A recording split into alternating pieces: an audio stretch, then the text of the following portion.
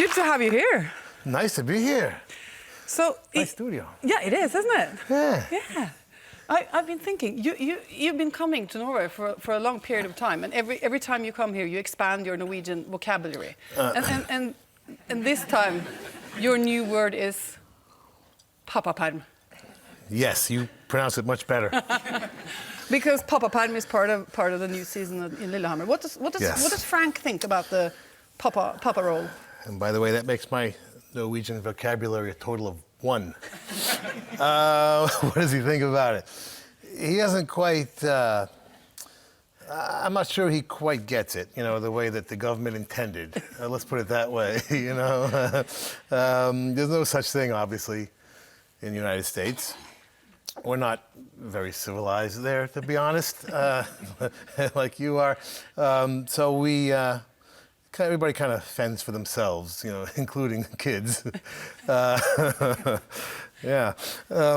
So he's trying, you know, he's trying to be a good father. Yeah, but he's sort of outsourcing the baby care. Yeah. Can we say that? He's not going to be changing the diapers and things like that. No.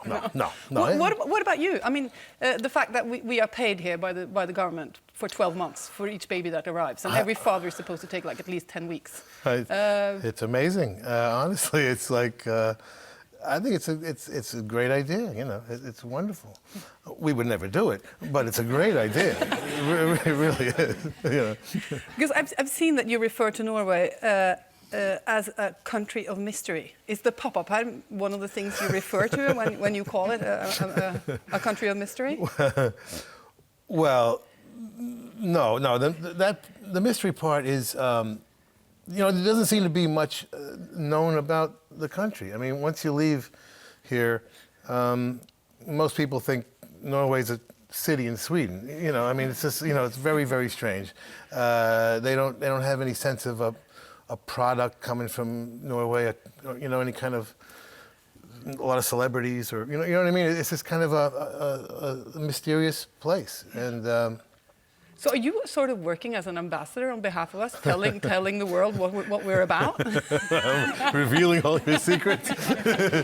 Well, I feel like I kind of, you know, discovered it in a funny way. It wasn't on the rock and roll circuit when I started. You know, the basic rock and roll circuit would be Stockholm, Copenhagen, and, you know, and then go down south. And when I started my solo career, brief as it was, I insisted on going everywhere, and they booked Oslo. And I just fell in love with it, you know. But, you know, since you were here last time, we've had an election, and we've chosen a new government. I don't know if I can ask you for a bit of sort of political analysis here. How do you explain the change of power? Well, I heard I made the headlines today with that one. Yeah, is that true? I just, you know, I'm not political anymore. I used to be very political. But I just said, you know, in this country, I think people change government just out of boredom, you know. What do you mean by that? Because there's not a lot of issues here. There's not a lot of, you live in paradise. It's fantastic. You know, there's no problems. I mean, I'm sorry, but, you know, you want to see problems, go to New Jersey. I mean, you know, there's nothing going wrong here. Everything's great. You know, you got health care, your whole life, and education, and nobody's homeless or poor. I mean, it's wonderful, you know. But back to Lillehammer and the enormous success that this has been. I always like finding, you know, the defining moments where an idea actually ignited. And that takes us back to what, 2008, when you were producing an album in Bergen? Yes. And you accepted to have a meeting with 2 TV people, Eilif and Anna, and they came in to meet you. Yeah. And what happened in that room? Well, you know, once in a while I get a message, somebody wants to say hello, you know. I try and do it. You know, I'm not, you know, one of those big celebrities that really, you know, has a posse around me protecting me from people, you know what I mean? I just, like, you know, I'll say hello to anybody. And they came in, and they had a baby. They just had a baby. So they brought the baby? They brought the baby to the meeting. That's a real Norwegian kind of thing. Yeah. You know. We use it as icebreaker, you know. Yeah. You're not going to see that in Hollywood very often. And yeah, it's a good icebreaker. So they just said, listen, we have an idea, you know. And it was a 1-sentence you know, gangster, witness protection, Lilyhammer, you know. And it was weird because I had three thoughts immediately at once. First of all, I just played a gangster for 10 years in Sopranos. I'm like, I can't play a gangster again, you know. Done that, been there. Yeah, I said, you know, the only thing I've ever done, right? You know. My second thought was, oh my God, this is really a good idea, you know. And I know a good idea when I hear one. And the third thought, believe it or not, right away, because we had been having lots of discussions through the years. A friend of mine, the old cultural minister, Trond Giske, and talking about how Norwegian culture could be exported, you know, and how difficult it had been. The government was spending a lot of money every year trying to export Norwegian culture and having no success, you know. And I had signed a bunch of bands myself and brought them over to America, and nobody really broke through. You know, it's tough. So it hit me, you know, wow, you know, if this ever worked out, which is impossible, this could be the way that Norwegian culture gets exposed to the world, because I knew there would be interest. You know, I mean, Sopranos was in, I don't know what, 180 territories, you know. So you really had some major visions in that very meeting. Yeah, really, within 60 seconds, all this is going through my mind, you know. And here we are, 5 years later, and it's all happening. But tell me, I mean, this story is about some ultra-local Norwegians living ultra-local lives in a very ultra-local town, and then there's one American guy in the middle of that. Right.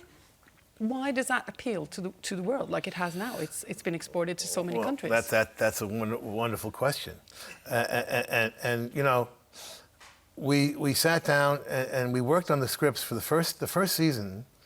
I became one of the writers with Isla Finn and one of the producers as well. And we spent a year working on the scripts. And we sat around and the conversation came up, you know, how do we make this more international? Because we were thinking internationally immediately, you know. And it occurred to me, I said to them, I said, listen, in my opinion, I think the way to make this more international is to make it more Norwegian as we can make it. You know, I want to hear every eccentricity, every crazy thing you guys do, you know, everything that bores you to death, anything that, you know, the bureaucracy or this or that or the, you know, and they found that, I think they found that a little bit of a surprise, you know, but I said to them, I said, you know, I learned this really from two guys, from Bruce Springsteen and David Chase, you know. Who made Sopranos. Who created Sopranos. And they both, you know, I was very, very close to both of them. So I watched the artistic process take place, you know, from the front row seat. And they both were always very detail-oriented, you know. Talking about things that really shouldn't be of any interest outside your immediate family, if that, you know. And those are the things that end up being the most international, you know, interestingly. So this year, you've been busy. You've been co-writing, co-producing, and acting in the second season of Lilyhammer. You've been touring with the boss, and you've been busy composing the music score for the new season. Yeah, that's the big difference with this season. For me, I did the music supervision the first season, which is putting the songs in, and I wrote the theme song. But this year, I'm doing all the music, writing all the music. So. Which has led to some heavy-duty studying of Norwegian folk music, I've been told. You know, I just try and listen to everything and just kind of absorb it. You know, let it seep in. Yeah. And then the real fun challenge artistically was making it the combination of New York and Lilyhammer. So it's half New York jazz and half Norwegian folk music. So what's your favorite? We have the munharpe, the langleik, the fiddle. Do you have any sort of favorite? Yeah, new favorite instruments that you sort of. I love the hardanger, you know, fiddle and the langleik and the. You just said langleik. I love that. That's my second word. I know two words. You know two words. Pappaperm, langleik. You'll get far with that. So you brought a lot of Norwegian musicians, our most prominent folk musicians, into studio with you. What did you do? You were just like giving them pieces of music to play, and then you saw what happened, basically? Well, yeah, you sing them the parts. You know, I play it through, and I'll sing it. You know, and then I'll basically tell people, you know, what to play more or less, and then they'll bring their own personality to it, which I like. You know, I like people bringing their own personality, and musicians tend to like that too, rather than being pigeonholed too tightly. You know. Now you're going to give us a little taste of this new musical fusion that you've come up with, working with Norwegian folk musicians, and we're going to invite 3 of our most prominent musicians to come on stage and let you take over. Great. Ta godt imot, her noen av folkemusikkameratene til Little Steven. Ta dem godt imot. Vær så god, gutter. Scenen deres. Takk.